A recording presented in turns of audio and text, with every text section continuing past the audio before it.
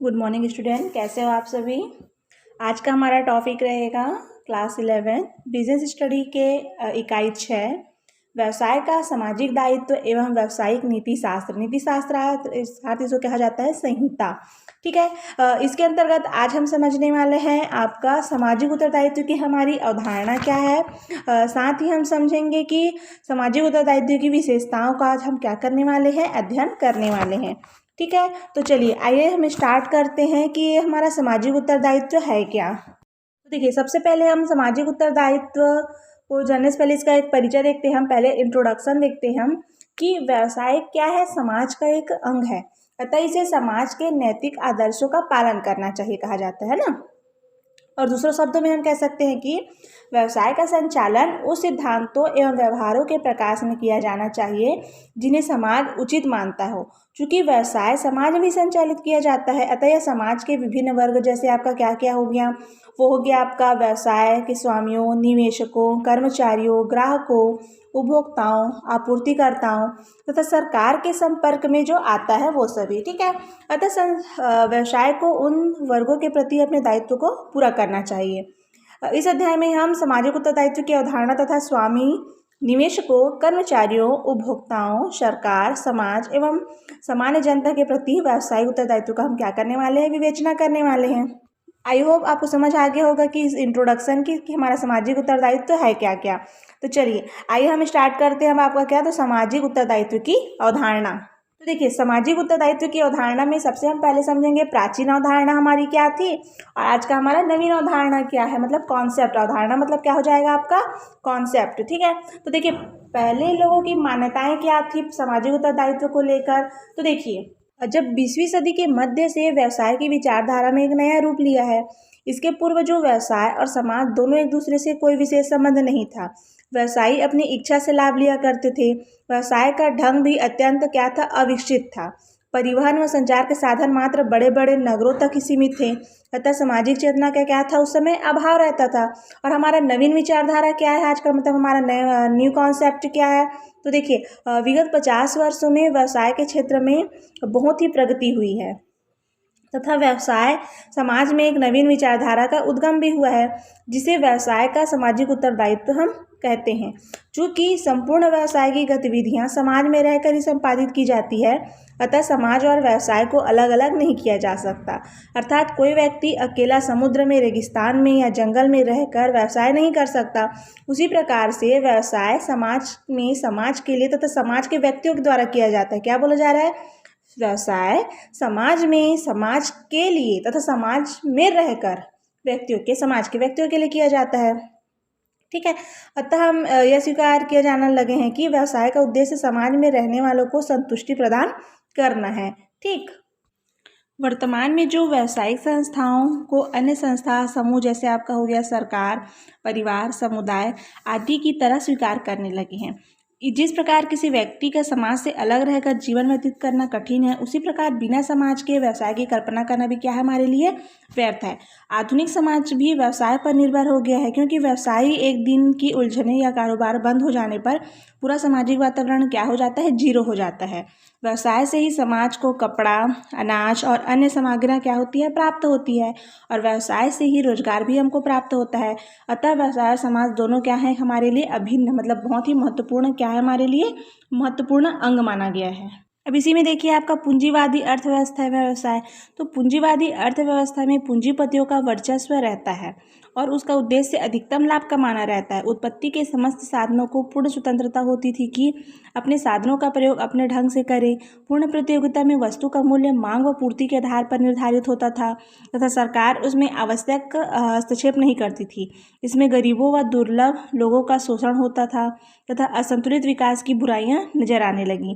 इन दोषों को दूर करने के लिए पूंजीवाद की जगह समाजवाद ने क्या कर लिया है, स्थान पाया। अब समाजवाद में सरकारें जन कल्याणकारी होती है।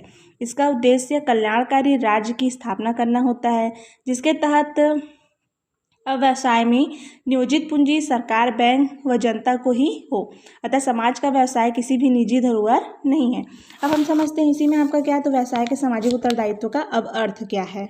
तो व्यवसाय के सामाजिक उत्तरदायित्व से आशय उन सभी वर्ग कार्यों से है जिन्हें एक व्यवसायी द्वारा समाज के विभिन्न अंगों से अपने संबंध लगातार बनाए रखने हेतु करने पड़ते हैं। समाज के विभिन्न अंगों वर्गों के हितों को ध्यान में रखकर व्यवसाय का संचालन करना ही क्या है, व्यवसाय का सामाजिक उत्तरदायित्व कहलाता है। ठीक है, अब हम समझते हैं इसी में उसका सामाजिक उत्तरदायित्व की परिभाषा। तो सबसे पहले हम समझते हैं किसके लिए, इस हिसाब से तो HR बोवेन के शब्दों में सामाजिक उत्तरदायित्व का क्या धारणा है, तो वो कहते हैं कि सामाजिक उत्तरदायित्व से आशय उन नीतियों को लागू करना, उन निर्णयों को लेना तथा उन कार्यों को करना है जो कि समाज के उद्देश्यों मूल्यों के लिए क्या है, वांछनीय है कहा जा रहा है। ठीक है, उसी प्रकार से कुड्स और डोनल का कहना है कि सामाजिक उत्तरदायित्व अपने स्वयं के हित में कार्य करने वाले प्रत्येक व्यक्ति का व्यक्तिगत दायित्व है कहता है, क्योंकि वह क्या है, विश्वस्त है कि दूसरों के अधिकार तथा न्यायोचित न ठहराए।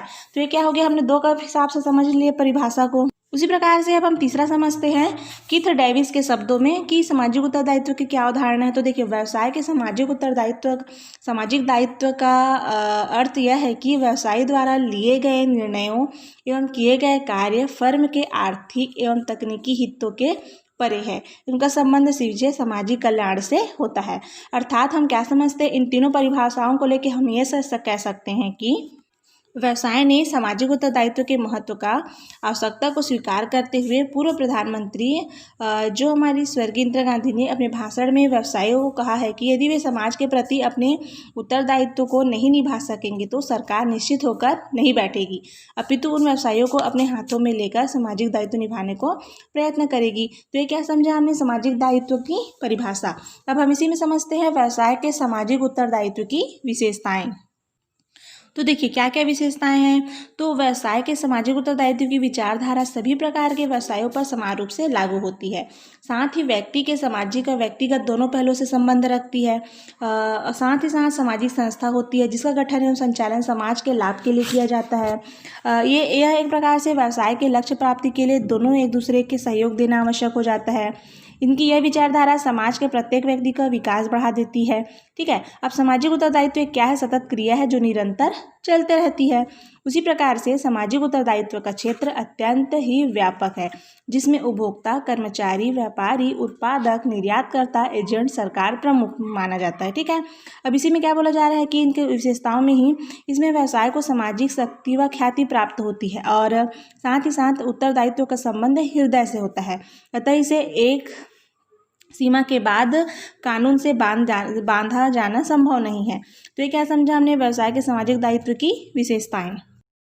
समझ लिया सामाजिक दायित्व। अब हमने समझ लिया सामाजिक दायित्व का अर्थ, उसकी परिभाषा, उसकी विशेषताएं। अब हम समझते हैं इसी में व्यवसाय के सामाजिक उत्तरदायित्व का प्रकरण केस। तो देखो, कुछ लोगों का यह कहना है कि व्यवसाय एक आर्थिक सत्ता है और इसलिए इसमें केवल आर्थिक उद्देश्य का अनुसरण करना चाहिए, इसे स्वयं सामाजिक उत्तरदायित्व के प्रति नहीं लगाना चाहिए। यदि व्यवसाय सामाजिक उत्तरदायित्व व धन पर ऊर्जा व्यय करता है तो उसकी लाभदायिता कम हो जाएगी, परंतु व्यवसाय का आधुनिक दृष्टिकोण यह है कि व्यवसाय को सामाजिक उत्तरदायित्व निभाना चाहिए। और सामाजिक दायित्व के पक्ष में क्या क्या तर्क हैं। तो देखिए, सबसे पहला तर्क है आपका सामाजिक संसाधनों का उपयोग, दूसरा है दीर्घकालीन स्वहित, तीसरा है सरकारी हस्तक्षेप, चौथा है नैतिक औचित्य, पांचवा है लोक छवि और छठवां है उपभोक्ताओं को चेतना। तो सबसे पहले हम समझते हैं क्या, तो सामाजिक संसाधनों का उपयोग। तो देखिए, व्यवसाय समाज का एक क्या है, सृजन करता है और सामाजिक संसाधनों का उपयोग भी करता है। अतः व्यवसाय का समाज के प्रति उत्तरदायित्व होता है कि वह सामाजिक संसाधनों का उपयोग समाज के सामान्य कल्याण के लिए करे। और दूसरा हमारा प्रकरण क्या है, तो दीर्घकालीन स्वहित मतलब अपना हित। तो देखिए, सामाजिक उत्तरदायित्व को निभाने में व्यवसाय का दीर्घकालीन स्वहित होता है। वे लोग जिनके पास परिवेश, शिक्षा और अवसर होते हैं व्यवसाय के लिए अच्छे कर्मचारी, ग्राहक तथा पड़ोसी बनाते हैं। और तीसरा है आपका सरकारी हस्तक्षेप।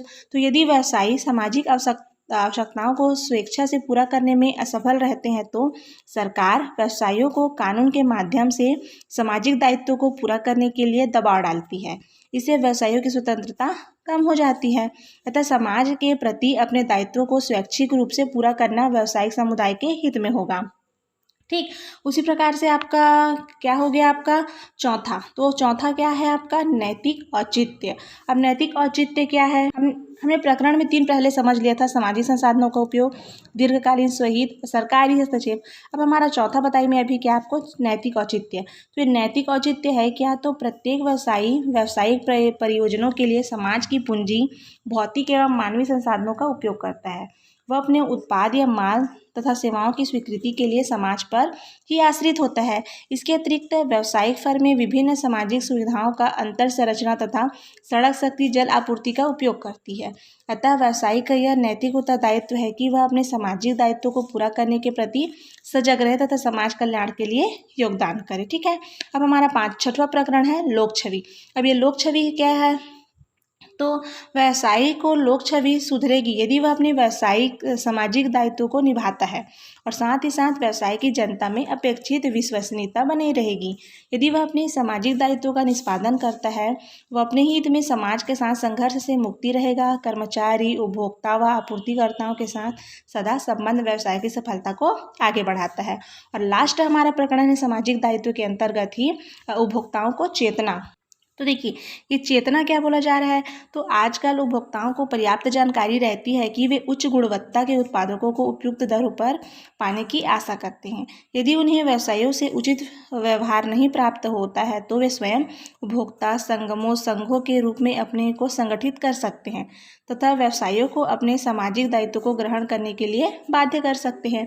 तो आज का हमारा टॉपिक क्या था, सामाजिक उत्तरदायित्व, जिसके अंतर्गत हमने समझा उसके इंट्रोडक्शन, उसकी अवधारणा, अर्थ, परिभाषा, विशेषता और साथ ही हमने समझा है सामाजिक उत्तरदायित्व का प्रकरण।